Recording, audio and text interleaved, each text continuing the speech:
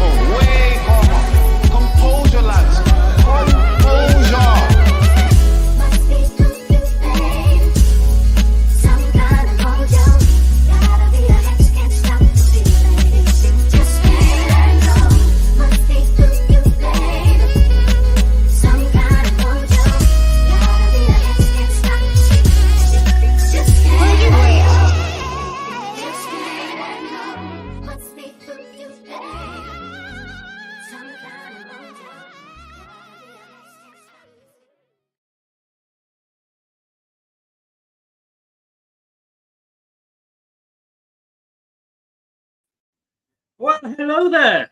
Good evening, good afternoon, good morning, good day, goodbye. Hello, how are you doing? Welcome to Two Fans Down the Pub. It's me and it's Craig from Up the Cherries in all departments. We're in the Cherry Fox, the leading pub. It's somewhere between Bournemouth and Leicester. So, yes. Thank you for checking us out. Do make sure, hit the like, subscribe, the bell button. It helps us grow, don't it? You just like your bell being touched, don't you? Oh, wow. Already it goes blue. Already it goes blue. Of course it goes blue. Well, it goes red as well, you know. Yeah. I mean, you know, we're Premier League now.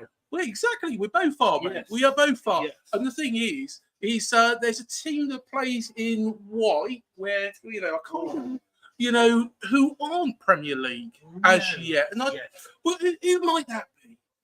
Are they Yorkshire by any chance? They're Yorkshire, they're from Yorkshire. I can't think of a big club from Yorkshire, but I can't think of one. Rotherham, that's it. Rotherham. They play in red, though. Yeah, they do play in red. Oh, no, they're in Lancashire. Huddersfield?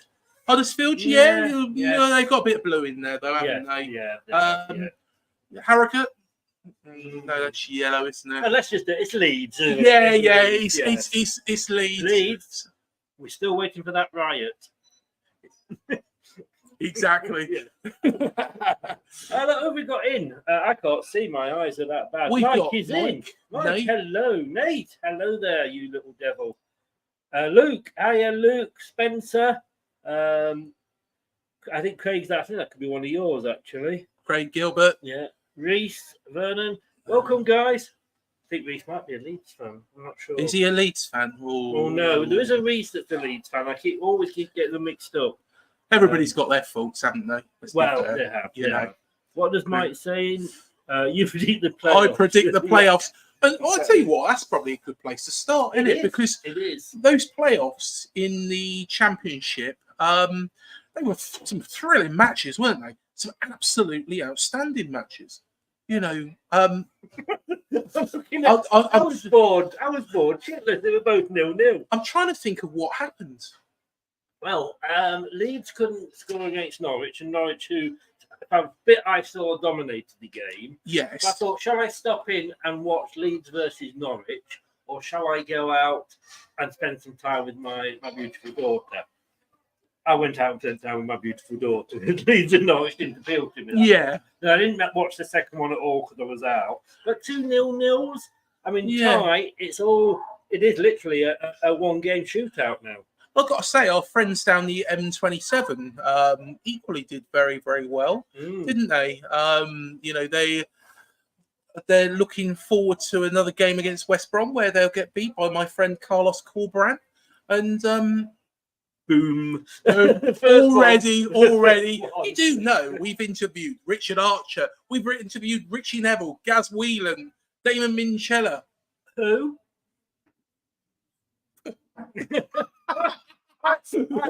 Muzzy, is it? Take your Richard, whatever he was called, and raise you a Muzzy, is it? Muzzy. That sounds like a euphemism, doesn't it? You know. Well, kind of. I'll raise my Muzzy to you. You know. Look, I interviewed Dave Bartram yesterday. It doesn't get any bigger than that. Wow. You've absolutely no idea. No. The vacant expression. Yes. Just on the face was just like, what? That's your normal look. Well, it is. Yes. It is. No, lead singer Shawaddy Waddy. Shawaddy Waddy. In fact, we talked for 20. The interview was only supposed to be like 45 minutes. But before we even started the interview, we talked for 25 minutes about football because he's a season ticket holder at Leicester.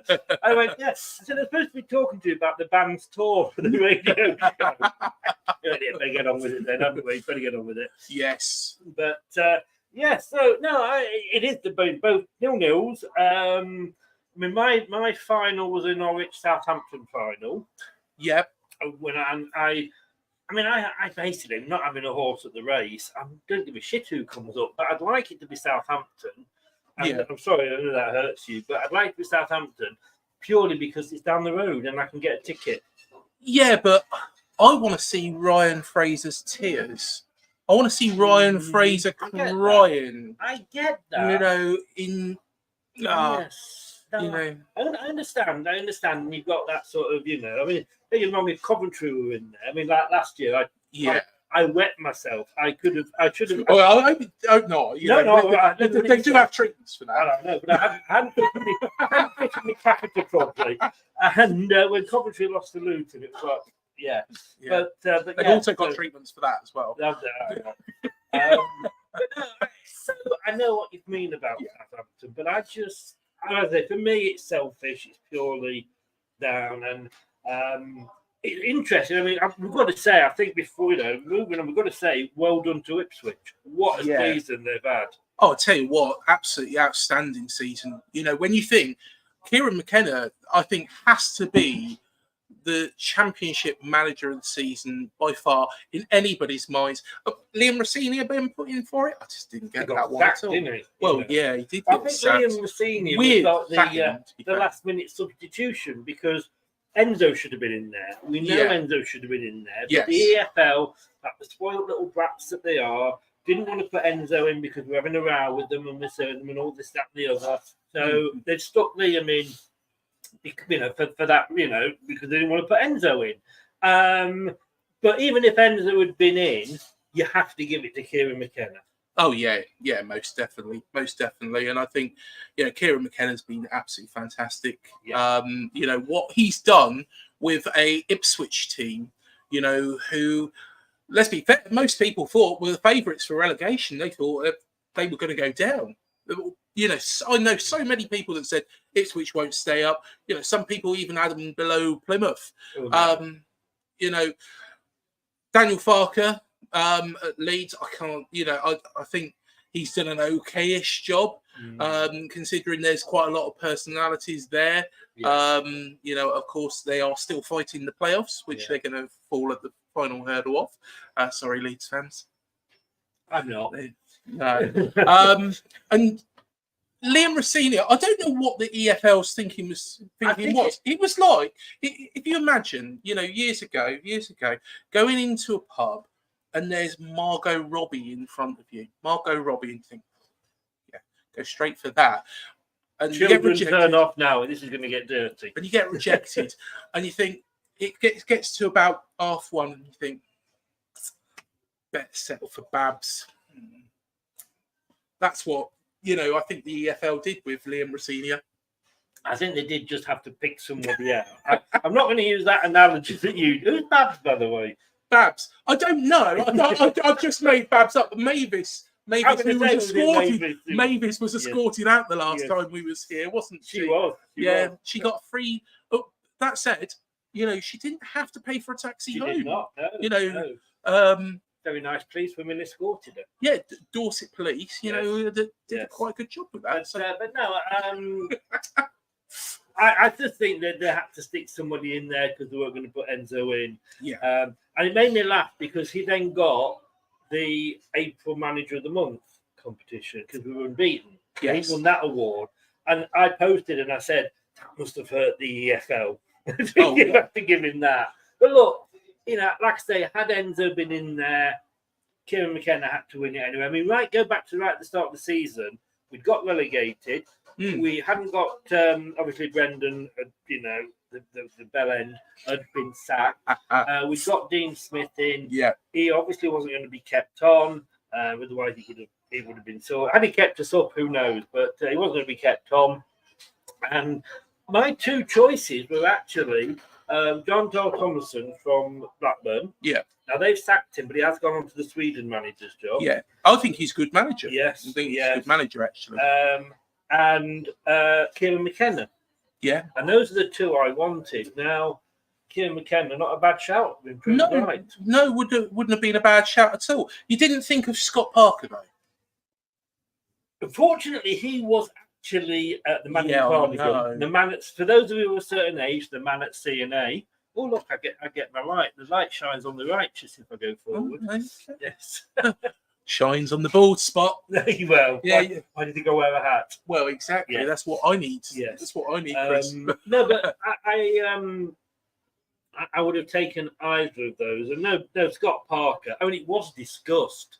Apparently, I don't know how true this is, he was being considered. He may well have even been interviewed, but the backlash from the fans was such. And obviously, Top isn't going to just... if we say we don't like somebody who's not going to drop, he's not going to do what's best. What he thinks is his club. But yeah, he went for this. Apparently, with the Enzo was in the pipeline, bubbling away anyway. Yeah. Scott Parker. No. We would laugh. We would laugh ho at clubs that employed Scott Parker. The bin man. Who do you know? What sort of shitty teams do you know that have employed Scott Parker? Biffa. The bin man. The bin man, yeah. Biffa. Oh, you had him, didn't you, for a season? Not one of our proudest moments, to be perfectly honest. Yeah, but the football was shit. No. I'm sorry, but it was terrible. All right, let me ask you this then, because we've had this season. And I get asked about it all the time, that people were very, anti-Enzo tactics. We've still got a lot of fans. Look, when we won the Premier League, we played counter-attacking. Wasn't it exciting? We played 4-4-2 when we won the bloody World Cup. How far back do you want to go? Well, yeah. That's the style now. But people are saying it's boring. We've even had one Leicester fan that actually, after the Plymouth defeat, wanted Enzo out. I think the lobotomy, worked for him. But it's. Do you really want to play good football, or do you want to win? It's one or the other. What do you go for? Well, the priority is to win, and that's what my argument was when we sacked Gary O'Neill. Because the thing was the football. Some of it was turgid, but Gary O'Neill got the results, and that's what he's been doing at Wolves this year. Yes, he's been getting the results. They're not. Let's be honest, Chris. They started this season. Wolves did with a side which had 5 days preparation. You know, it was a complete and utter mess. They'd sold their best players. And Gary O'Neill, to his credit, has kept them up and kept them up quite comfortably. So, yeah, it wasn't entertaining for them. It wasn't entertaining for us, but he did the job. Now, the thing is Iriola, and I said this, and, you know, I know some Bournemouth fans are going to go, oh, for fuck's sake, here he goes again. But the thing was he was playing what I call sexy football. It was ooh la la. Ooh la la, as Thierry Henry would say. Va-va-voom. Va-va-voom. Although saying that, that's French, not Basque. Where, of course, splitting hairs. Yeah. Well, ooh la la was French, let's be honest. Yeah, it was. Yeah, it was. Yeah, you sent me down that rabbit hole, Chris. Thanks very much. But, but the thing was Iriola was playing this sexy football and playing this nice football. It was, you know, the Mila Kunis of football. It was lovely. However, why does every conversation we have, usually involve, or you bring it down to involving a sexy woman? Well, it's got to be, you know, either Mila Kunis or Margot Robbie. You know, at the end of the day, you know that. You know, I'll tell you what, you've got a Barbie complex, haven't you? You grew up playing with Barbies. Well, if you've seen Mila Kunis's new movie, the one where she's a crack addict, you know, yeah, it kind of puts you off a bit. But the thing is it's gone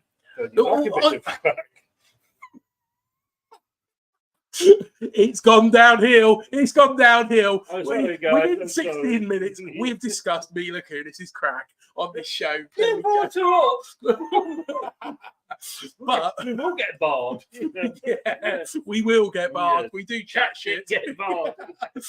But the thing is that I think, you know, we was playing this lovely football, but it was ineffective. You know, when we went to Everton and got beat 3-0, oh, jeez, honestly, it was awful. And Everton weren't good that day. They were crap. What day are they good? Well, to be honest, they did play well against Liverpool. I've got to be honest, but, you know, that's probably the only time they have played well. You know, Everton have been toilet. As Max likes to say, they are the turd that cannot be flushed. He's not fond of Everton. I don't mind Everton. Bit of a floater. Yeah, they are a bit of a floater, aren't they, Everton? But yeah, but the thing is going back to it, Iriola, it was just like that, and he got it right. We turned the corner, and I tell you what, fantastic. I mean, Gary O'Neill, I know you are a fan of Gary O'Neill, and quite right for what he did. I mean, he took over after the 9-0 drubbing, I believe, for Liverpool. Yeah. And that was us. Didn't we? Were we the next game or the game after the next game? You was... Because we played Wolves. We played Wolves at home, and it was 0-0. To be honest, neither sets of fans can remember it. Not even Wolves fans can remember it because it was that boring. But I remember going mad because you beat us. Yeah, and, we did. We had this so-called bell end that was a superb... He won the FA Cup. Yes, I know, but look, whatever we say, I mean, am I appreciative of Brendan Rodgers? Yes, I am. Entitled. No, I'm turning into a Man United fan. Yes. But no, the thing is, you're only as good as your last season. Yeah. Ranieri won us the Premier League, but I still wanted him sacked when he was sacked. Because we could have gone. And that's the problem. Yeah. Yes, he did well for us, but you've got to look at your last season that you remembered for. So Brendan was supposed to be this fantastic coach, and he came up against a guy that's just come off a YTS scheme. He wasn't even a full manager; he'd never managed before, and you out-tacticked us. And fair play to him for doing that. Yeah. And look, with Rodgers, just to end on him, he maybe looking back, he didn't maybe deserve the stick that he had, because looking back at what happened with us in the Premier League, the PSR, the PPI, whatever it is these days. I thought that was something you got if you went swimming without goggles. Well, PPI. PPI, that was the house. Oh, no, it was the card thing, wasn't it? It was the card thing. Have you been subject to PPI? And it's like, sure. No, that was a joke, by the way. Swimming without goggles, PPI in the swimming baths. Yes. Yeah. Help me out here. Somebody tell me they know what I'm talking about. Yeah, somebody will know. So somebody will the know. fact that, looking back, maybe he wasn't the token villain. Maybe he wasn't 100% knob. Maybe he was just 90% a knob. But there is also another way to look at this, because Brendan Rodgers, I don't know if you remember his time at Watford and his time, his time at Reading. No. You know, of course, at Reading, you know, he took over a side. 20 minutes in, folks, before we mentioned Reading. Don't get them all fucking started. There we go. He was originally from Reading. But Mike's already said I'm pissed. No, this is my normal demeanour, isn't it? I'm having to force myself to be included, otherwise I won't get a word in. Let me just say that. So what I was saying about Reading, before you know, fucking interrupted me, was that you know, of course, he took over and he made a shambles of the job, because the thing is Brendan Rodgers is a good manager when he's got the setup in place before he goes in. Like Liverpool, you know, when he went into Liverpool, you know, he did a good job, and then of course it tailed off over time. The reason being is he's not very good at making his own changes. He's not good at making. That is 100% true. And you know who else is like that? Claudio Ranieri. You have a look. He never seems to stay anywhere more than 2 seasons, because he goes in. His success was built on the back of what Nigel Pearson has. I was going to say that. Yeah, I was going to say that. You know, Pearson doesn't get the credit, and I think as fans we know Pearson. I'm not saying Pearson would have won us the Premier League. I'm not saying that at all. Ranieri added something to it, but it was, you know, you got to have the foundations, and Pearson definitely built the foundations. And once he started bringing in the players he wanted, his own stuff, you know, his own transfers, it all went downhill. You know, 30 million for Slimani that he let go for nothing. You know, all right, all managers make mistakes, but so it's the same. It was the same absolutely with Ranieri as well. Yeah. Or of course, Rodgers always does well in leagues where there's only 2 teams that can win anything. Well, yeah, exactly. That's why it's done so successfully in Scotland. I'm not saying that. Yeah, I'm not saying. Talking about that, Jamie Vardy's joined the fucking thing. Can you? Jamie Vardy. Jamie Vardy is a good mate. Jamie, how are you doing, sir? Nice for you to see us. I can't. It's too far away. He's put it so far away that I can't see what anybody is saying. So I am relying on Mr. Magoo. Well, I'm Mr. Magoo, aren't I? Well, I've got contact lenses here. I've got like it'd be like fishbowl. To me, you look like Robbie. Margot Robbie. Margot. I tell you what, if I look like Margot Robbie, you know, it's something else. I have had more than him. I did stuff because I was here. Let me hold on a second, Chloe. Can I have another beer? Yeah, cheers, love. Thank you. Look at that. She's fucking good, isn't she? Look at that. Now we're seeing people. You know that film, Sixth Sense? I see dead people. He sees barmaids. They all like Margot Robbie. Yeah. I tell you what, that was a good bit of drama. That was. If Ryan Reynolds wants to sign me up to play his part in the next film, they can. I do what you could do. They need a vet on him, a deal. He had to go there, didn't he? Had to go up there. I didn't go up there at all. You went there. I thought about you earlier on today. I was watching Clarkson's Farm. Yeah. And he was trying to get some trying to get some babies out of a pregnant pig. And I didn't think of you as the pregnant pig, but I did think about you with your hand up the here they come. The Jackson. But no, you opened the door there. I simply walked through. Exactly. That's what you do all the time, isn't it? That's why you should leave your back door open. What? Look at me in that jeez. But I'm not Jesus, but I can understand you making the mistake. He always used to walk around Beverly Hen with a purple cap. You not see that touring shroud?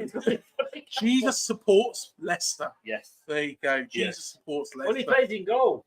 Yeah. Jesus saves. Jesus saves. Hey. Oh, they're all coming out tonight, folks. I have none left for next week. Do you know what? I tell you what, this is already brilliant. You know, let's get the elephant in the room out the way. Go on, goodbye. Out the way. I can't say much. I'm glad to see you've got your Plymouth Argyle top on. Plymouth. Oh no! This is a thing of beauty. This is a thing of beauty. Well, that might be not the one that's wearing it. But let's just say, look, she's that way. There I was. I was thinking, look, there's Brad Pitt, you know, or more like armpits. But, yeah. You know. Just quickly look, we're back, guys. We're back. Did you miss us? Did you save that from the last time? I did. You did, yeah. There we go. There we are. Oh look, I can't afford to go behind flags all the time. Although we haven't got a Premier League Champions one. No, that was true. We quite like one. Iriola. I tell you what, though, signed a new contract. I've got to say, well done.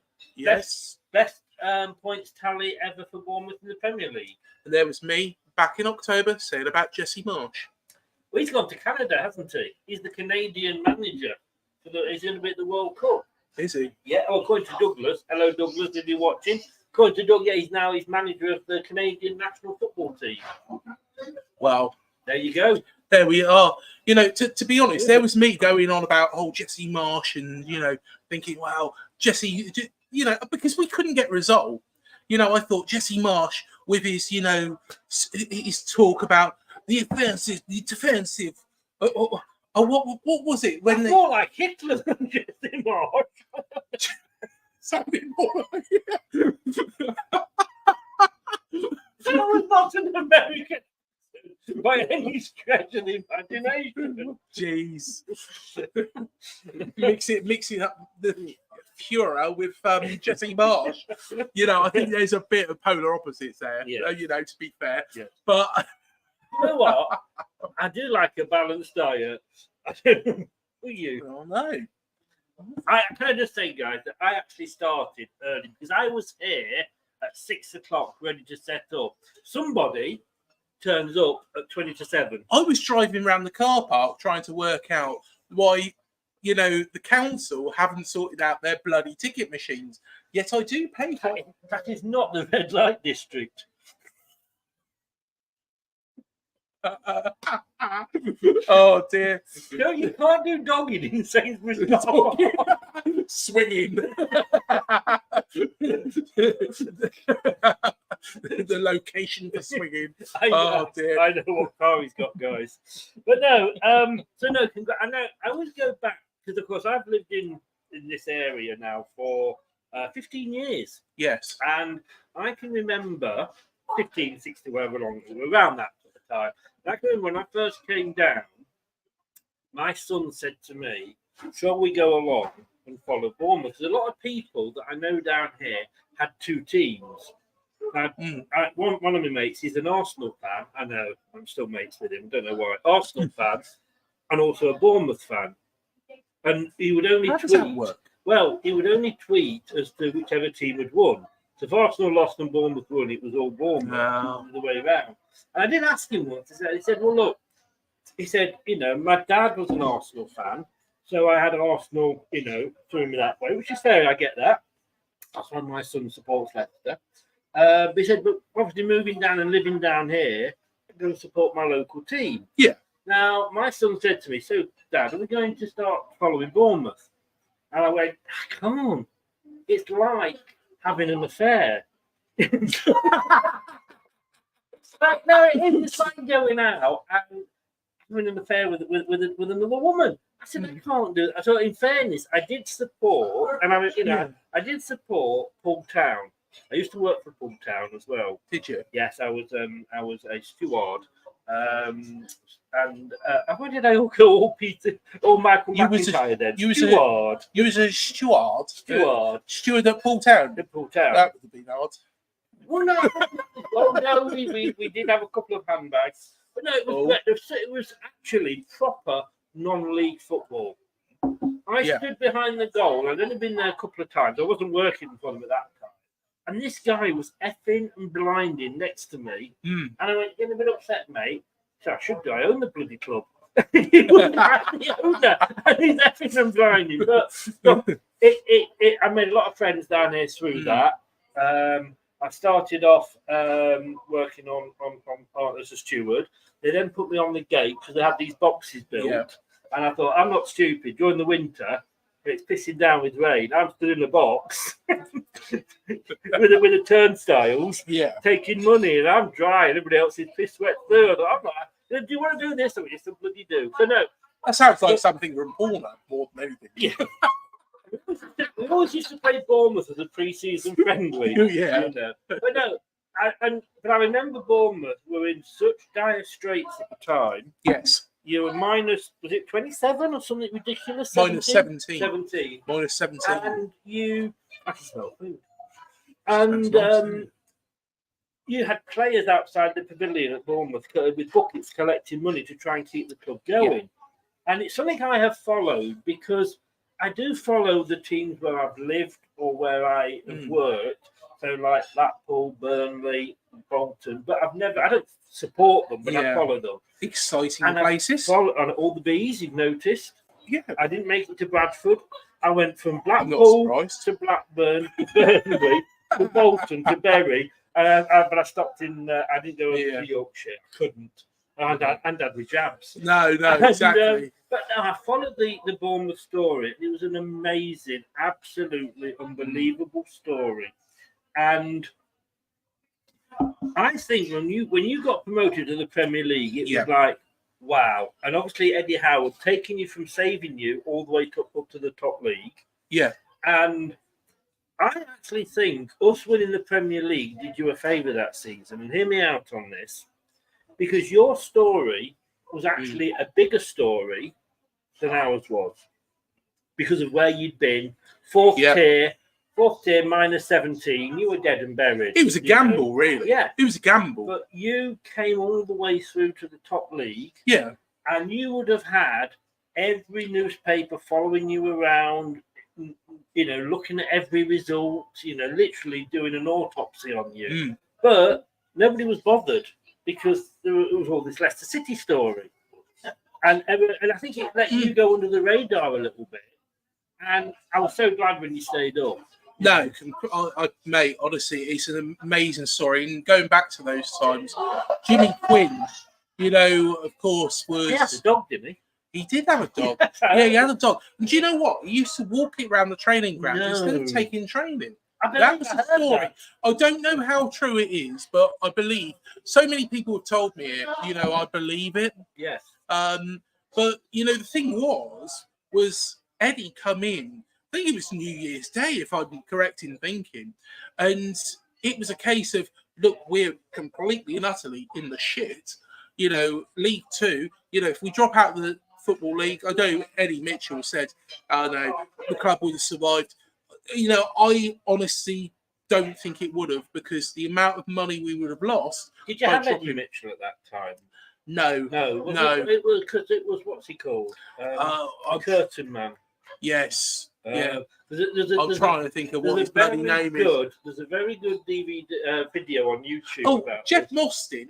Jeff Mostyn. Yes. No, I was thinking of who else was involved. Right. Adam, somebody probably be able to help me, but the thing was at that point, if we had dropped out he was already having to remortgage his house and sell his house to actually keep the club going. Yes. And it was a gamble. You get rid of Jimmy Quinn because he's shit. Put nicely, spent too long walking his dog apparently. Well, exactly. Yeah. That dog, well, he used to shit about 3 times around the pitch. Well-fed dog, but, apart from that, he was fucking useless football manager and put in place a manager who has, somebody who's never managed, to be fair, somebody who has been stricken with injury, his entire career, and it just took off. It just took off, and you know what? One of the first men that come through the door, and in fact, when I spoke to Steve Fletcher about it, exactly, he's a legend though. Steve Fletcher is a legend. Yeah, he is. Yeah. The thing is when Steve Fletcher come on board, he was the man. He was playing for Crawley Town. He was the man, of course, that scored that goal against Grimsby Town. how many times have I told this story? Oh, at least 200. Yeah. He was a man that effectively saved, kept the club in the Football League. That goal, if he hadn't scored that, God only knows, would we even be in the Premier? Would we even be a football club? I don't think we would. But you need moments like that are going to take you forward. I don't think we would ever been in the Premier League had we not got relegated to League One that season. Yeah. Because we went down, we sacked the manager, we brought in Nigel Pearson. He went through the club like a typhoon, changes things, bringing better players in, get rid of Deadwood, and then obviously we went on the run. I can remember saying that there's a YouTube video out, great video about Bournemouth, about that period, and it had Gerald Krasner, who was the what do they call it? -17. Yeah. And he went in on one of the last meetings. He said, "I'm going to sit in front of the cameras live, and I'm going to have my script ready, and I'm going to say that this club is either A, in this position, or B." And I said, "I will look up at you, and if you nod that you're going to put," and I don't know the amount. I think it was 100,000 or something. If you nod your head. And I know that I'm going to get that money, I'll say the club is saved. Yeah. If I don't see that nod from you, and this is going to be liquidated. Yeah. He said, I will, turn it down, and I will say the club's finished and it's going into administration. And as he was doing it, he looked up, and I believe Jeff Mostyn was kind of, "Can I do this? My family will kill me," all this sort of thing. He nodded his head, and the rest, as they say. And Jeff Mostyn, really, you should have a statue for that guy. Completely agree. I think, even though they didn't get on well with each other, Jeff Mostyn and Eddie Mitchell, without those two, Maxim Denham wouldn't have happened, without Maxim, Bill Foley wouldn't have happened. So I completely agree with that. And there was somebody who said to Jeff Mostyn, what I want you to do is get into your car, drive as far away from Bournemouth as you can, and never think about the place again. And he stood by the football club, which, is... It was a lot of his own money, wasn't it, that he put in? Well, to be honest, he sold his house. He sold his house, and there's some people that say, he's got it all back. But then again, he deserves to get it all back. No guarantee at all. To be honest, the club, if we hadn't gone on this, crazy rise, he probably wouldn't have got any of it back. If we hadn't have even got into the Championship, I don't think he would have got a fraction of it back. No. So it was a gamble. It was a massive gamble that, he hit the jackpot. And to be honest, even though they don't get on with each other, I think personally that Eddie Mitchell, should be thanked by Jeff Mostyn. I know he's sadly no longer here, but because he got in Maxim Denham to kind of push the club on further and further, because Eddie Mitchell would never have got, us into the Premier League. Jeff Mostyn wouldn't have. It was a case, we needed a little bit more money, a little bit more oomph. We needed somebody to get somebody like Carol. We were the same with... Yeah. We'd got out a bit. We'd got relegated from the Premier League. We just literally got the King Power built, or the Walker Stadium, as it was called at the time. And then we got relegated. Not a good. I'll tell you what, nice stadium though. I'll tell you what, I'd take one of those. Well, let's be honest with you. You'd take this pub if you of your stadium, wouldn't it? It's the only stadium I've ever been to where I'm. To be honest, it probably could fit more people in the stadium. I jest. You just like playing in the shed. But no. Honestly, it's home though. It's a great stadium. I love it. I know. I feel the same about this pint's going over his head in a minute. That's the reason I'm wearing that. But no, we went out of business. Gareth and Nicky came in. Yeah. And he saved us. He put a consortium together. Heskey put 100 grand in and all this, that, and the other. Anyway, saved us. Yeah. And then we were very, very close to going out of business again. Because we were literally, it was a plaster over a severed leg sort of thing. And Alan Birchnell, Mr. Leicester, who's our PA, ex-player, etc. He came from Chelsea, but he absolutely Palace, but he loves the club. He had a pub in the local area, absolutely top guy.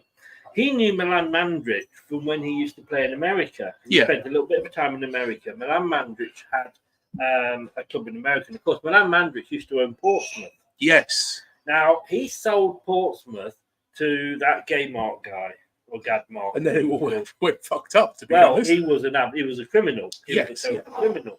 But, and I met Milan Mandrich, and I remember shaking his hand and thanking him. Alan Birchnell knew Milan Mandrich. He sold Portsmouth, and basically Milan Mandrich used to just buy clubs for £1 or something ridiculous, go in and then sell them a few years later when they were more successful. Yes, go through a bit of managers like Watford do, but he turns the clubs round. Not as many as Watford. You'd be surprised. But yeah, so he came into Leicester, and we were able to get him in through Alan Birchnell. Yeah. And then he sold to this Thai consortium. Yeah. At that point, it was a Thai consortium, and we're like, what the fuck are these? Thailand. They don't know anything about football. No disrespect to Thailand. But I tell you what, they came in, which is obviously now King Power, because they were one of the shareholders, and they bought the others out, and they went on to the majority shareholding. They said to Milan Mandrich, we want you to stop for 6 months. Teach us how you run a football club. Yeah.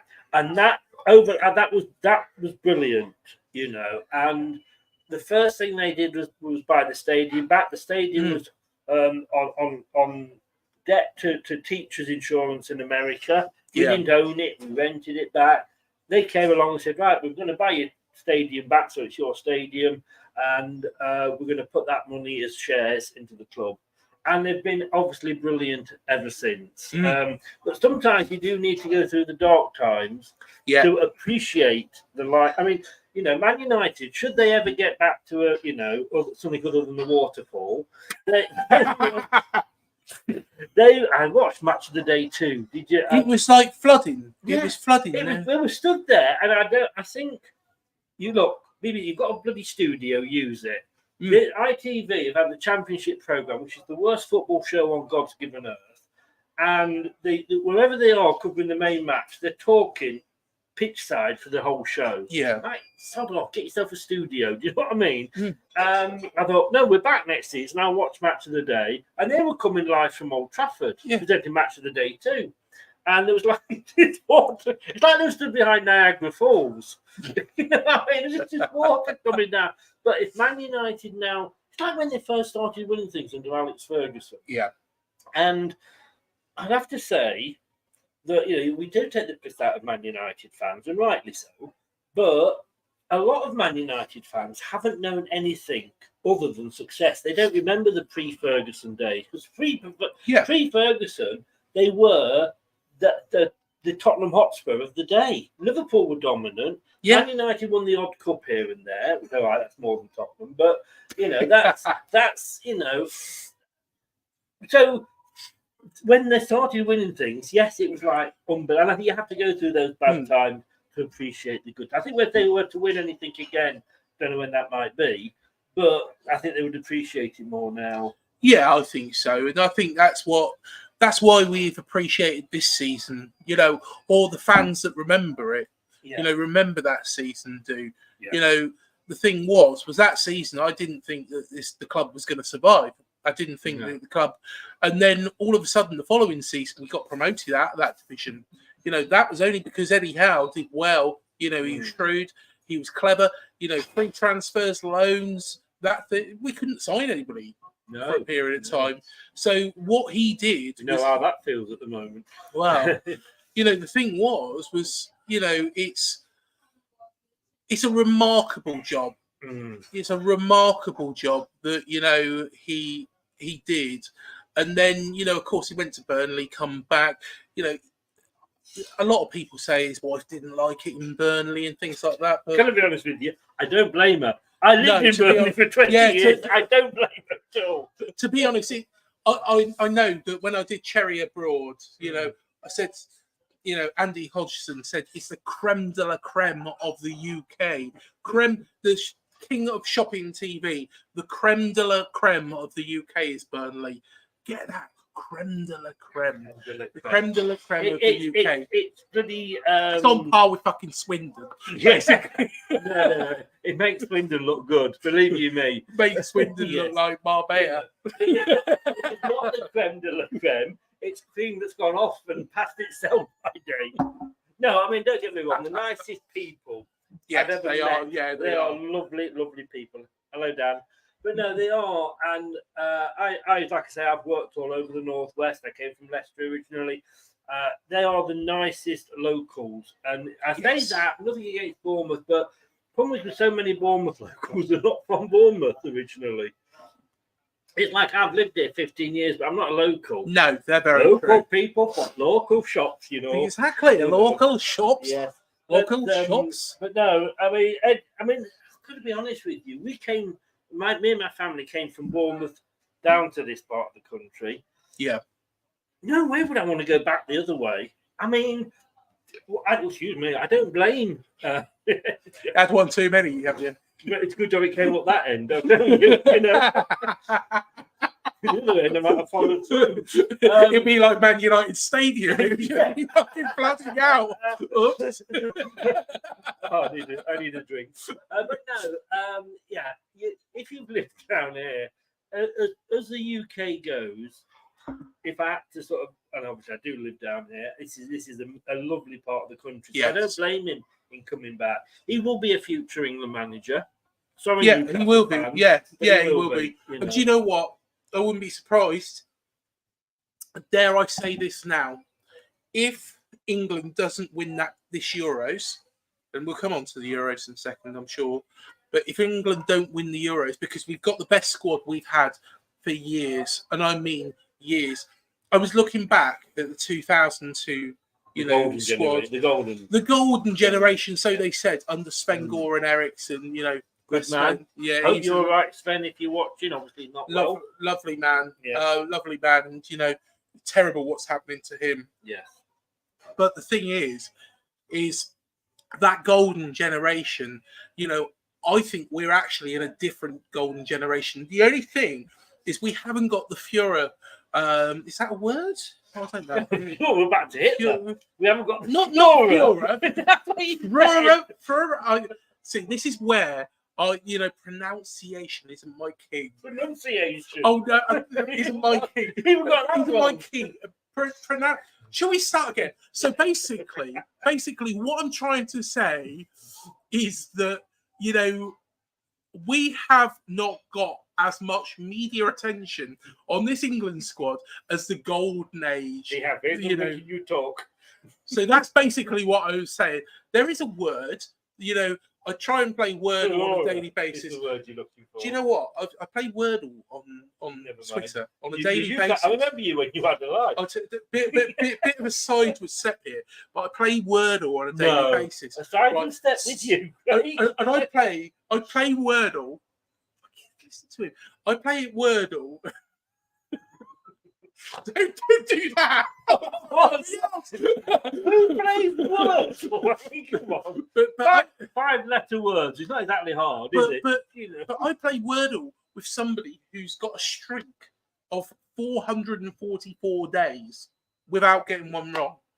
I can't get up to fucking 4. Why would you want to?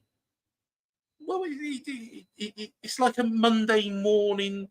Motivation thing that just goes through the week. And you think, before, sat there in bed, you just sat there, F. Wait, but if you had a wife who you got excited who was interested in sex, F, U, C. But there I am. And I always start. Do you know what? I start, and one day it's going to come up. You say that to the missus a lot. I come up with the word audio. Audio. Now, audio is a great word because it's got so many letters. It's got A, it's got U, it's got I, and it's got O in it. Now, the thing is that should be, that should be a great word. But, of course, it doesn't work. And I'm useless at Wordle, and that's why I can't. But where were we? We were going on to England. We was going on to. Wake me up when you're back on football. We was going. We was going on to the England squads, and the thing is the England squads is I think we've got the best England squad that we've had for years and years and years and years, as long as I can remember. If Southgate doesn't win this Euros, I think he'll be gone. it won't be his decision. Can I just say something? Go on. Before you make yourself look a total fool, although I might be wrong and make myself look a total fool. Southgate's contract runs out after the Euros, and he said he's going anyway. I missed that bit. I mean, he may be convinced. If we win it, he may be convinced to stay. What, to the World Cup? Yeah, I don't get. All joking aside, now I think that World Cup. I'll say this now, and somebody can capture this when it doesn't fucking happen, probably. But I'd say this: that World Cup, we will win that World Cup. We will win that World Cup 100%. Bloody hell, you got vodka in that, mate? No, we will, honestly, we will win that World Cup. We'll win that World Cup. Right. In the US, Canada, and Mexico. And Jesse Marsh is talking about offensive, defensive, and the red zone. The red zone. That's what, have you ever seen that? Where he was talking about, he was on Sky Sports. And he was no idea what this guy is talking and he was like, they come into the red zone. We have to defend the red zone. And I was thinking, what the fuck's the red zone? This isn't bloody. I think both of us had a lucky escape. We dodged the bullet somewhat, didn't we, when we missed? But there was me calling for him and saying, well, actually, he might get results because Ariola couldn't. What do you? Are you surprised? Good job, I'm not Bill Foley, isn't it? It is. But I've got look. While we're talking England, I do think Eddie Howe will take over. Yes. Whether that is after the Euros, I have a feeling it will be. Yep. I mean, whether he said he was going to leave, whether he will or not, let's see how we do at the Euros. Let's be honest with you, we were that close to winning the last Euros. When you look at even that golden generation, it's always down to penalties 9 times out of 10. Euro 96, we were a pubic hair away from, Gaza getting that ball in the back of the net. So, but what is wrong with Southgate? Everybody seems to hate Southgate. I don't hate him, but I think he's got the best England squad for years. Yeah, and he'll persist with Henderson. Henderson should not be going to this Euros. If he takes Henderson, I'm sorry, but that is a ridiculous move because, Henderson's sold out. He could have played for Bournemouth. He could have played for Fulham. He could have played for somebody over here. Or he could have played, he could have gone straight to Ajax. Now, that would have made sense. And I think he would have got his time. But instead, he chose the money to go to Saudi Arabia, which is a shit league. Would you not? Whenever we leave a job, as normal human beings, not footballers, whenever we leave a job, it's one of 3 reasons. We're sacked. Yeah. Or we've moved on because we can, and get promotion and get money. Yeah. One of those 2 reasons. So why shouldn't footballers do the same? You've got a very good point. Thank you very much, Doug. Thank you, Doug. You are a gentleman, sir. Well done. He's become a member again. Has he become a member? Yeah. Well, he was a member before. Well done, Doug. He was a member before, but he's renewed. You are a gentleman, sir. And I will have your babies. I tell you what, that would be a creation, wouldn't it? That would be a show, wouldn't it? That would be a show in itself, albeit, very strange sort of show. Two fans down the pregnancy unit. But look, let's get it right. I have left. Where's this going? I have no idea. Good evening, Doug. I have left many jobs. I'm 60 odd years old, 63. Yeah. I've left many jobs in my time. And the main reason that I leave my jobs was for promotion. And if it's promotion, it's more money. Yeah. Now, a footballer, we all know they don't play on past their sort of maybe, let's say 45, unless you're Jamie Vardy, you probably play when you're 90. But so you've got a short career. Are you not going to get the best money you can in that time you were playing? Of course you are. Yeah, of course. If someone in Saudi Arabia came to you and said, look, come and work for us, and we'll give you 3 times. I mean, I left a job. I used to work for the local paper down here, and I was approached. It was always nice to be approached by one of my advertisers, actually, that said, would you come and work for me? And I went, He said, well, come and have a chat. It was a weird interview. It was down a pub, over tapas bar, over lunch, We're having a drink and he offered me the job. I said, look, I'm going to go away and think about it. Yeah. And as I was driving away, my phone went. And I put it on Bluetooth, just in case anybody's watching. And I put it on Bluetooth and he went, oh, yeah, it's me. How you doing? I've been thinking about it. I want to give you an extra £1,000. Now, he upped that £1,000 just because I said I wanted to go away and think about it. Why did I take that job? I'd got a secure job. I'd been there 7 years. I was actually supervising with my department, back to be made manager. And I went to that job because it was giving me a lot more money, plus then that extra £1,000 on top. That's all footballers are doing.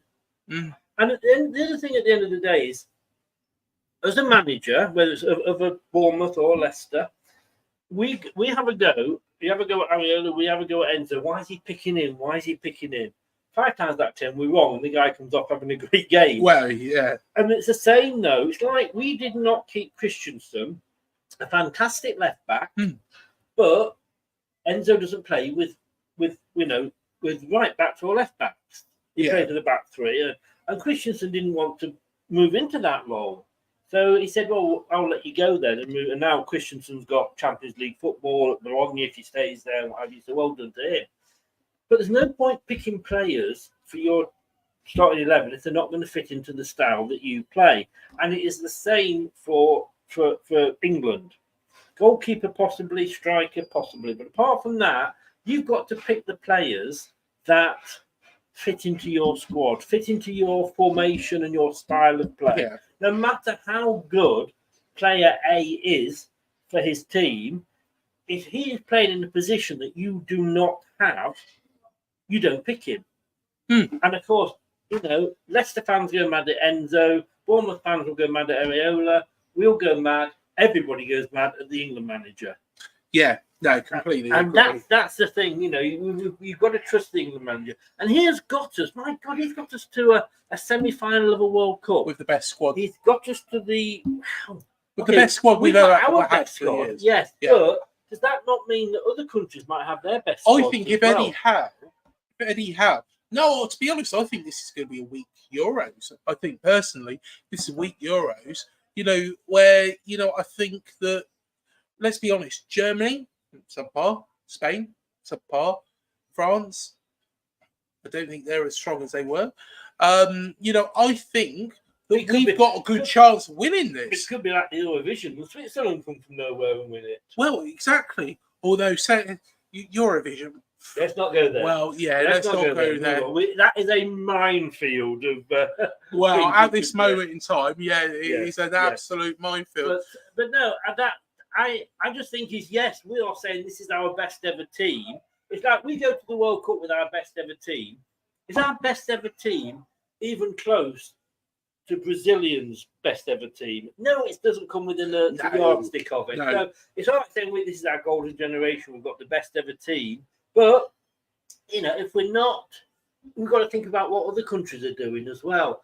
And people don't, it gets me annoyed when people go, Southgate's rubbish, blah, blah. Southgate's done better than any manager other than Sir Alf Ramsey. And Sir Alf Ramsey didn't get qualified for the 74 bloody World Cup. Set him off now. You have. But no, honestly, I can't see how Henderson could go. I can't see how he could go. And the thing is, Saudi Arabia. Yeah, but why did he go to Saudi Arabia? Because they paid him lots of money. Yeah, but the league, the players, can you imagine? Why did Rodney Marsh go and play in the first ever American Super League? Why did George Best go and play in the first ever American Super League? To improve the level. Oh, no, they didn't. They went because they were offered lots of money. Beckham's another one. Pele, if you watch but I'm on about the first lot of American football. Yeah, right? Because they tried it, it failed, and then they brought it back. But you had the likes of Pele, Beckenbauer, Alan Birchnell. They all went to America. Cosmos, wasn't it? Yeah. Well, I was one of the teams, but they didn't go because they thought we can do great things and change football. They went because they were given a bloody big wage. Yeah, and I'm sorry, I'm the same. If a player is playing well in the Championship, why shouldn't he be in the England squad? I completely agree with that. So if you're saying that you completely agree with that, It doesn't matter what country they're playing in or whatever. But the Championship's a better league than the Saudi league.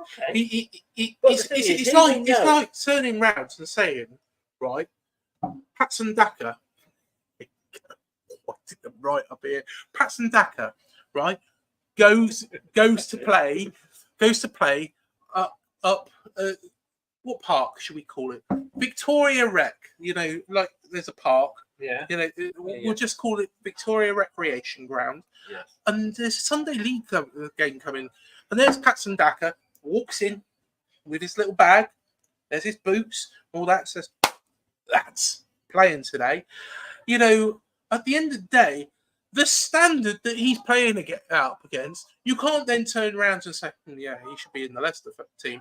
Because the standard he's playing up against is shit. And basically, that's what I'm saying. Yes, and I get what you're saying, but he does that for Zambia. And let's be honest with you, Zambia isn't the hotbed of international football. No, not really. And he scores for Zambia. No. Thing is, though, Gareth Southgate will have that squad together, and he'll have a large squad that he then has to trim down.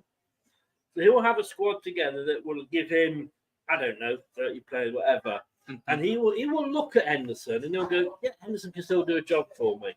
Yeah.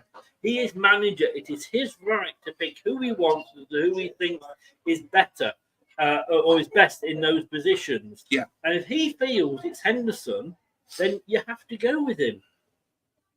And, you know, you've got to think, well, you know, the experience. All right, he's playing in Saudi Arabia. So fucking what? I don't care if he's playing in, in the Welsh, third division.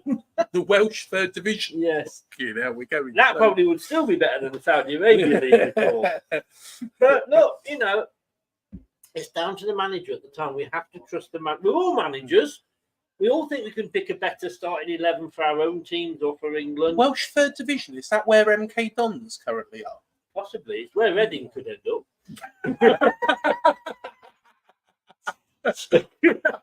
No, I'm teaching to bring Patson Daka into the conversation. Piss off my dad now. He's just like, fucking hell. Hello, Dad. Get him off. Who's that silly sod in the burgundy cap? You press my button, mate. You don't press my button, not get away with it. But no, that's all I'm saying. He is manager. He chooses. Yes. And there's no point picking players that are not going to. He doesn't believe in. Do you remember that year when Ericsson took over? Who's that young lad? Went from Southampton to Arsenal. Striker. And he never really played up to his full potential. But you know what I mean, don't you? Yeah. And he took him to the World Cup. South Africa, I think he was. Took him to the World Cup. No, it wasn't South Africa. Or was it South Africa? No. You mean Theo Walcott? Yes, Theo Walcott. Theo Walcott. It wasn't South Africa. But the first time he took Believe Theo it or not, Walcott, I'll tell you what. There's a bit of sides. Tell me. Don't tell me he had a dog. No, Theo Walcott, I played against his brother years ago. So I was playing for a team called Pearly Jubilee. And Theo Walcott's brother is called Ashley.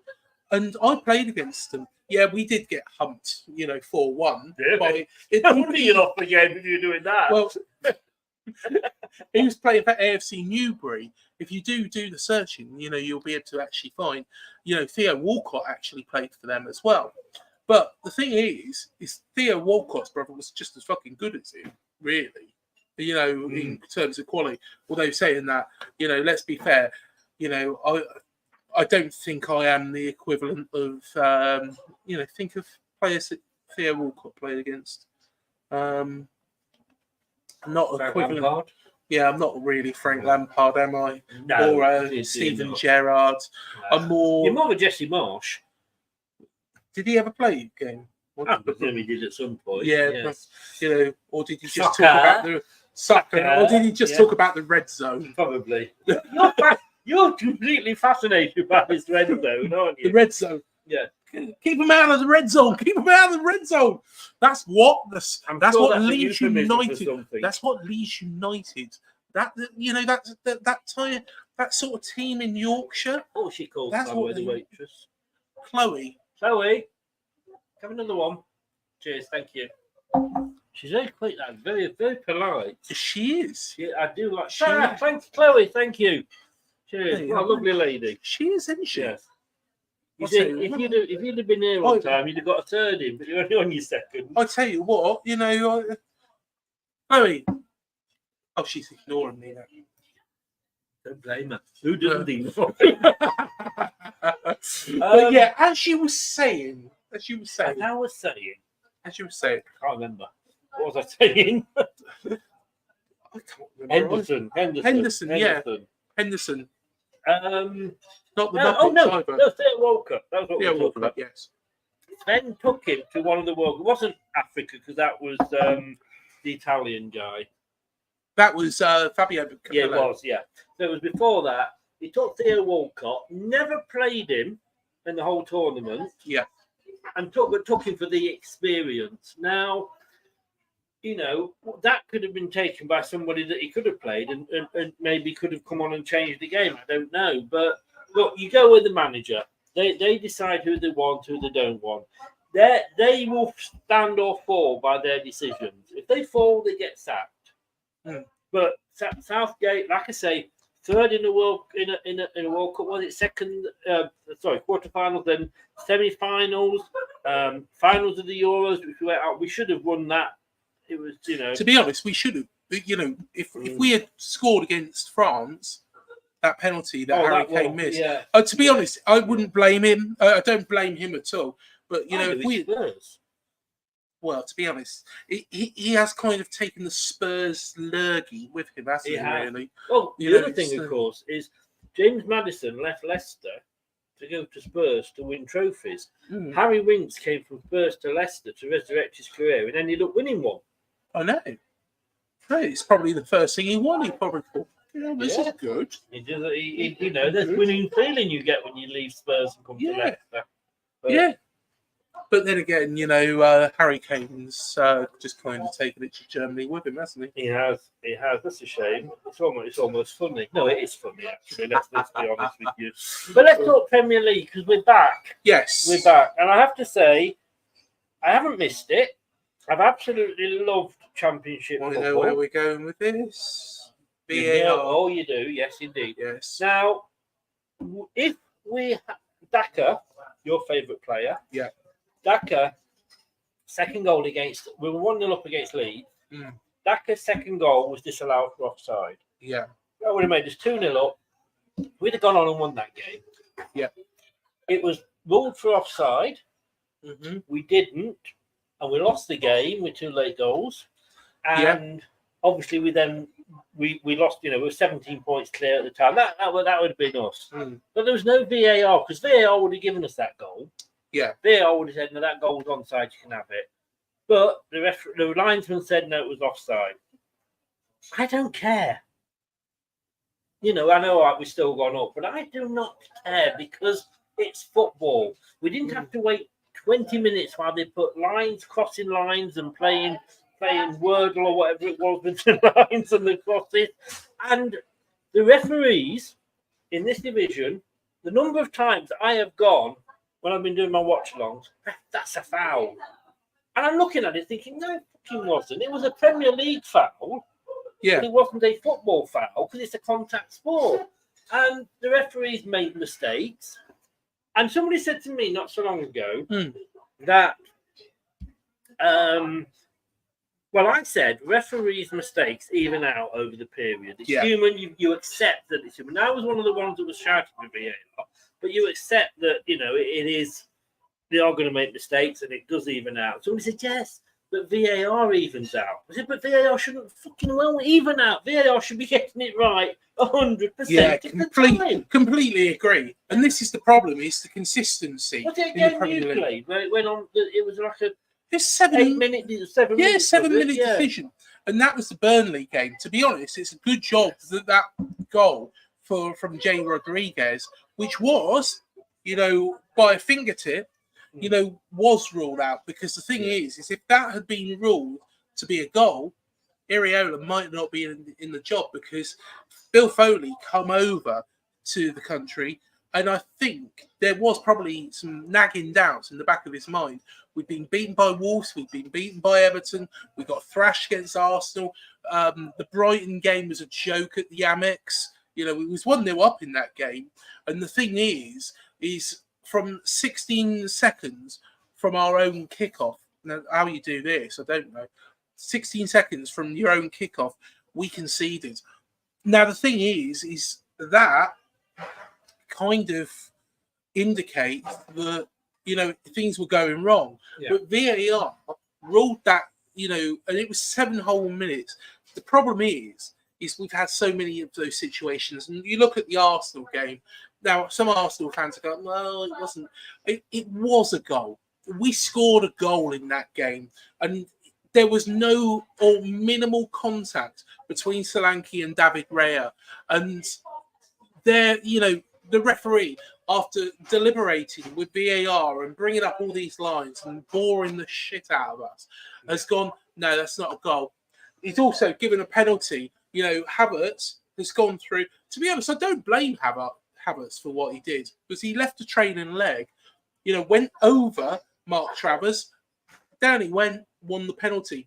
I don't blame him. But at the same time, how long it took. And it's kind of like, I was watching the game last night between Liverpool and Aston Villa, and you know, Villa celebrate getting back into it. Sorry, Doug, but you know, Villa celebrate getting back into it, and then all of a sudden, it's just like, is it? Is it not? VAR's looking at it.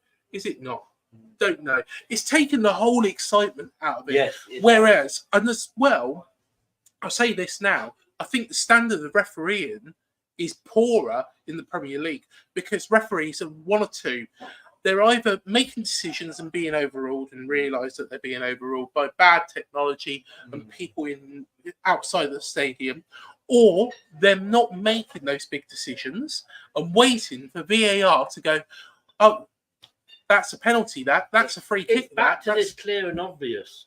Yeah. It doesn't take you 8 minutes to decide if it's clear and obvious. Yeah, exactly. Yeah, I will accept VAR making mistakes if they have a minute to make that decision.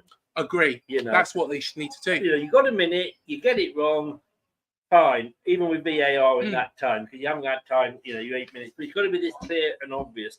Dan, who is the Turf Morehouse TV, good mate. Hiya, Dan. How you doing? He said, because obviously he was down there. Well, he's going to be down there again next season. We were waving at each other again. We were waving at each other last season, and we're waving at each other again this season. And he said, you will enjoy the championship. I mean, somebody said to me, 10 games in, how are you enjoying life in the championship?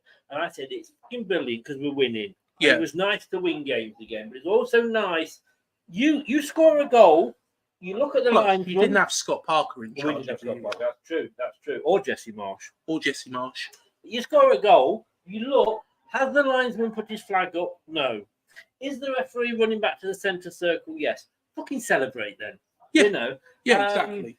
And I tell you what, we've had some good and bad referees. Most of those bad referees we've had are Premier League referees that have been dropped down into the Championship to referee our games. And they've been fucking awful. But you know, no, I'm gonna say I've enjoyed it. I wouldn't say no. I mean, I spoke to a Southampton fan, Jack from Matchday Vlogs, and he was saying, so we obviously played each other recently and we beat them, but he was saying that if we've got to have another season in the Championship, it isn't the end of the world. It's great football. Jack, it will be the end of the world for Ryan Fraser because he'll bugger off and do nothing. Oh, we have to get that in. But yeah, I am obviously I'm pleased to be back. I'm glad to be back, as you can see from the flag. But I am going to miss the Championship. It's been a great. I mean, we played 8 games in a month in April. Pretty ridiculous, but it wasn't that different when we were doing well in the Premier League. What we're going to remember is, and I've been saying this all season, look at Burnley. They actually ended up on 101 points, 4 points more than we did this season. They've come straight back down. Yes. All right, they've maybe got more players on loan. You know, our main loanee we have to buy now because they've gone up. That was in the deal, Fatawu. But you know, we've got to be careful that we're not going to go back into the Premier League and go straight back to how we were under Rodgers when we were finishing fifth and what have you. Give me 17th now, mate. Yeah, I'll bite your hand off. I think as well, you know, what you've got to also be able to do, and this is Burnley's biggest problem, is they didn't adapt. No, they didn't adapt. But they had a lot of good players, didn't they? Because they had a lot of loans they couldn't keep. Yeah, they didn't adapt though, and you know, Company has got it right, but right at the end, too late. So I think, you know, with regards to Burnley, they should stand by Vincent Company. I think they will. Yeah. Well, I don't know, because the old Burnley would have done, because they've got the new owners as well. Yeah. The old Burnley would. I mean, they still, when they got relegated, they've been in Europe and then got relegated, stood by Sean Dyche, and he brought them straight back up again. Yeah. I think they should with Vincent Company. Look, when I said earlier, if you remember, that I wanted John Dale Tomlinson or Kieran McKenna. I had no idea. I mean, Enzo Maresca, I mean, he was the best thing that could have happened to the club in as much as 6 days before he walked through our door, he was holding the Premier League, the Champions League trophy aloft. Yeah. And he was Pep's number 2. And we were also, and then it kind of, hang on, who is he? What's he won? Yes, he's won the Premier League under-18s or whatever it was with Manchester City, but he went to Parma as manager. How long was it? 13 games he was there, and they sacked him. I know they made the mistake, you know. Yeah. But you suddenly start to think that then. And certain clubs, you have to look at these things as a long-term project. What Vincent Company has taken to Burnley, I believe, and I'm not a Burnley fan. I follow them, like I say, but I don't know the ins and outs. We only know our own clubs really well. But it's a plan. It's a long-term plan. Yes. And it's the same with Leicester. You know, we have got the facilities there to be, again, long-term stays in the Premier League. Whether we will or not, time will tell. But you have to, even if Enzo struggles next season, and he probably won't change his style because he hasn't done it all this season, but that style is probably better adapted, in fairness, to the Premier League anyway. You have to stick with your managers. You have to give them, just because they go down, you know. So let's, you know, Burnley, they get relegated, they go down, and the new manager comes in. He goes, I don't like you. You don't fit into my style. Because like when Enzo came in, all right, a lot of our players were totally out of contract anyway, so they got rid of all the deadwood. But like the likes of Christensen and Sumari didn't fit into his plan, so he let them go. So we're going to start all over again. Are Burnley going to start all over again? Wasted all that money bringing in players for Company to fit his style of play, bringing a new manager who doesn't play the same way, doesn't get on with the players, so brings in all his own players. It's just more money. Yeah, exactly. Yeah, exactly. I completely agree. But the good news is, if you win at the weekend, you could go with Man United, I believe. Doug was telling me that. I know, with their flooded stadium. Yeah. Man United have been poor this year. And do you remember when they signed Eric Ten Hag? They nicknamed him Eric 11 Hog. Do they now call him Eric 2.5 Hog? Honestly, hi Mike, how you doing? I just think they've been very, very poor. They deserve a lot better. The players, you know, Marcus Rashford has let them down. You know, they were very, very lucky, you know, to even get the point they did when they were at Dean Court. We should have beaten them. You know, I'm disappointed we didn't. But at the same time, you know, they should be beating us home and away. They should be beating us home and away. Man United are a side who should be at the very, very top of their game. But I think, you know, success breeds expectations. Let's be honest with you, like him or love him, you've got to respect Sir Alex Ferguson and what he did. Definitely. Like I say, pre-Alex Ferguson, Man United were no better than Tottenham Hotspur are now. You know, flattering to deceive, won the odd cup every now and again, and that was it. Alex Ferguson, wow, what he did at Man United will never be. He's the best, and shoot me down for saying this, but he's the best manager any club has ever had. You know. Oh yeah, definitely. Success there. Yeah. But how do you follow him? You know, it's No, normally you say Brendan Rodgers. There was a time when he was being linked with Man United. I know there was, wasn't there? Barcelona. You know, now he's being linked with Celtic. Well, he's at Celtic. Well, yeah. You know, but no, it's you know, you want to be the manager that follows the manager that follows. You know, I mean, David Moyes wasn't given long enough. You know, no, I completely agree with you on that. David Moyes, I think, would have made success at that job.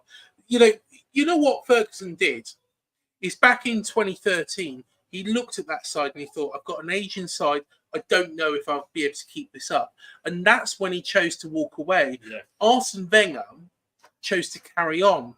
And that's why, you know, he went the last couple of seasons at Arsenal, well, quite some time, really, actually, when you look at it, you know, went some time without winning a single thing. Yes. So, still are. Well, apart from the odd FA Cup. Well, you never know. Are Spurs, you know, doing... Who won the Championship most recently, Leicester or Arsenal?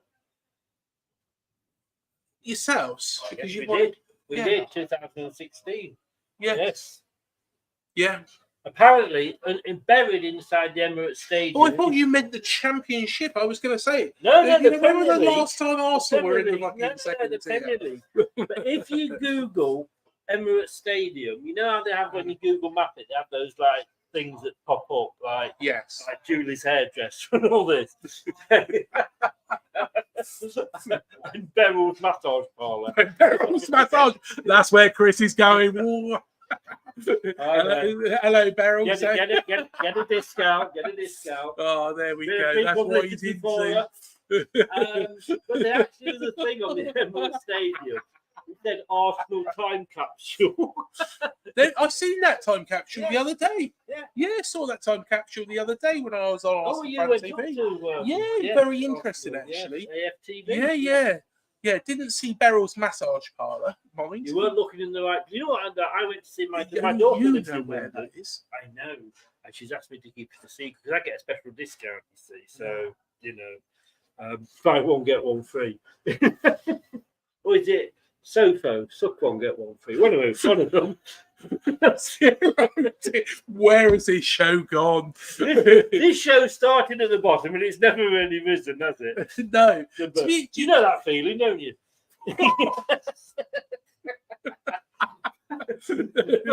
Soppy bollocks here. What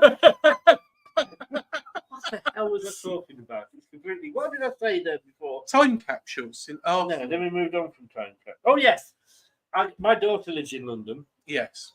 And her boyfriend, who she lives with, therefore I'm presuming will at some point become my son-in-law, is an Arsenal fan. Fair enough. Despite that, he's a really nice guy. And we went the other day, we were to see Mamma Mia in London. Everybody that follows me knows I'm an ABBA fan. And it was great that one of the underground stations we got off at was Tottenham Court Road. And I had to take a picture of him stood underneath the Tottenham Court Road sign. Chris, it could be worse though. Could it? He could be a fan of I can't remember what they're called. Some Yorkshire club. They play in Wye. Yeah, it could be a Yorkshire man. York City? No, that's not the one. Not Rotherham. We've covered that one off. Doncaster Rovers? No. Begin with an L. Begin with an L. Yes. I did Leak. No, that's going a bit too far. It's similar to that. Yeah. Similar to the last letter. And plus, weren't they beaten by some team in Cambridgeshire? What was that team called? Oh, Histon. Yeah, Histon. Yeah. I did say to my daughter. I said to both my daughters, I said, I will not judge your boyfriends. It's not for me to judge your boyfriend. I'm not going out with them. You are. I said, I just don't come back with a drug addict, someone whose face is covered in tattoos and has got a bloody, one of those earrings or anything through everything, piercings all over your body, or the Leeds fan. Those are the 4 conditions that I put on there. Well, she's ticked all the boxes. She has. Yes. No, Ali. Good evening, Ali. Probably not watching, but good evening, Ali. He's a great lad. He's a great lad, and much to my daughter's chagrin, we when we get together, we completely take over. She might as well not be there because we just end up talking football. All right, Abby, you still here? Go put kettle on, love. Get in the kitchen. Oh, that's upset half the audience. Yeah. Oh dear.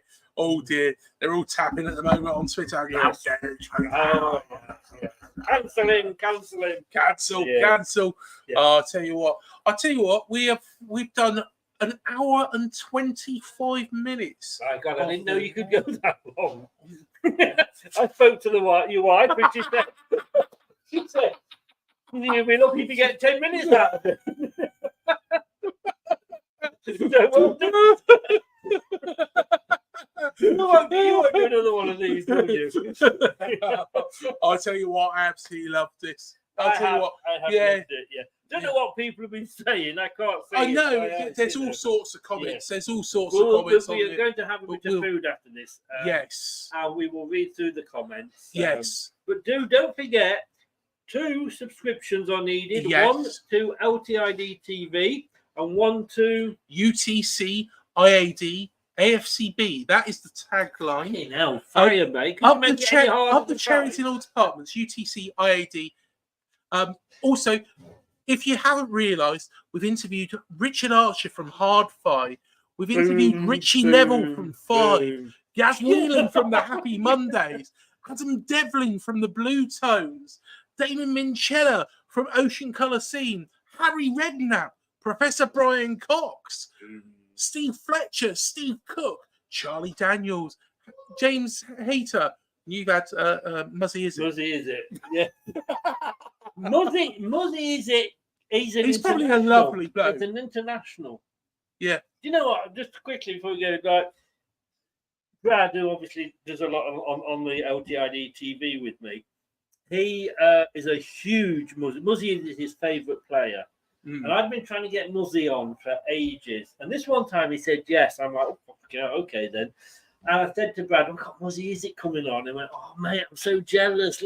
I'm going to be watching it, blah, blah, blah. Now, I knew I was going to ask him on, but I didn't say anything until the day before. I said, what are you doing tomorrow, mate? He went, I'm going to be watching you, because you're interviewing Muzzy, aren't you? I went, yeah. Fancy coming on and asking him a question? Oh, wow, mate, really? It's like a kid at a sweet shop, I bet. And, Brad. It was. And the thing was, because I knew what I was doing, allegedly. Before I brought Brad on, I did a Jim will fix it moment where I said, I've had a letter. Oh, do you don't ever want to do one of them? No, bloody hell. No. I've had a letter from a fan, Muzzy. I said, don't worry, and does this say, Dear Chris, I am a Muzzy fan. Mum says I should stop stalking him, but I want to meet him and talk to that. Could you fix it for me to ask him a question? Brad was absolutely apoplectic. He went mad at me. Oh dear. Oh, but no, my Muzzy is well known. I've also had, if we are naming names, go on, because Jonathan Ross's brother on. Jonathan Ross.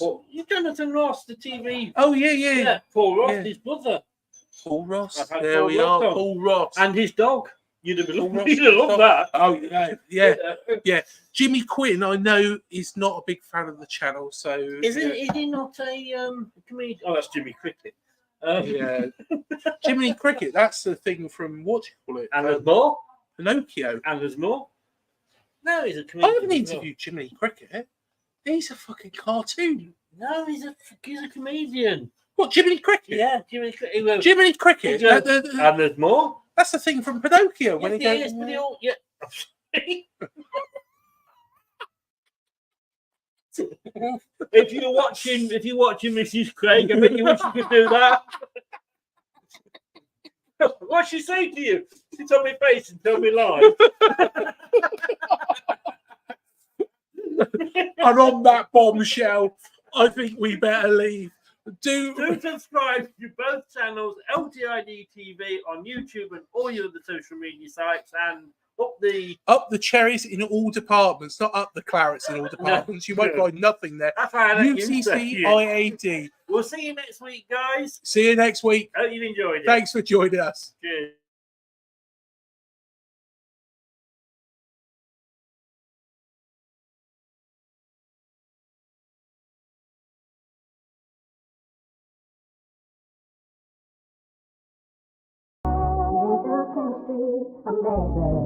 I should be like you, Melvin.